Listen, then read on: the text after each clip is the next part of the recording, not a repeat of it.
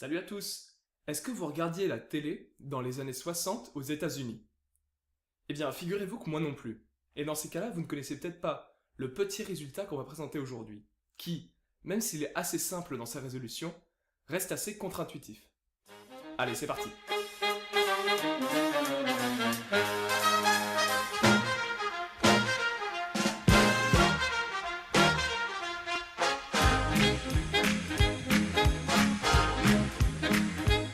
Il s'agit d'un jeu télévisé américain des années 70, appelé Let's Make a Deal. Le concept était le suivant. Le candidat est mis face à 3 portes, et il sait que derrière l'une d'elles se trouve un trésor.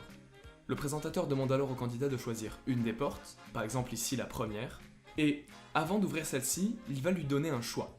Il va lui montrer une des 2 portes restantes, derrière laquelle il n'y a rien. Et il va lui proposer soit de changer de porte, soit de garder la porte qu'il a choisie au début. Donc ici, par exemple, il aurait le choix entre la première et la 3e porte. Et c'est là qu'il faut faire attention à la manière dont on raisonne.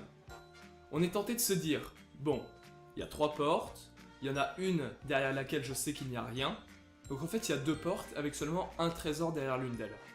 2 portes, un trésor, j'ai une chance sur 2 de trouver le trésor. Alors c'est vrai, si on choisit au hasard de changer ou de ne pas changer de porte, on a effectivement une chance sur 2 de trouver le trésor. Mais il y a beaucoup mieux. Pour cela, il faut d'abord se rappeler que la probabilité d'avoir choisi la porte avec le trésor dès le début est de 1/3. Et on va alors examiner les 2 choix du candidat et voir quelle est la probabilité dans chacun des choix de gagner. Imaginons que le candidat choisisse de ne pas changer de porte. Alors pour qu'il gagne, il faut qu'il ait choisi la bonne porte dès le début, ce qui est une probabilité de 1/3. Donc s'il choisit de ne pas changer de porte, il a une chance sur 3 de gagner. Imaginons maintenant qu'il change de porte. On est sûr que le trésor est derrière une des 2 portes restantes.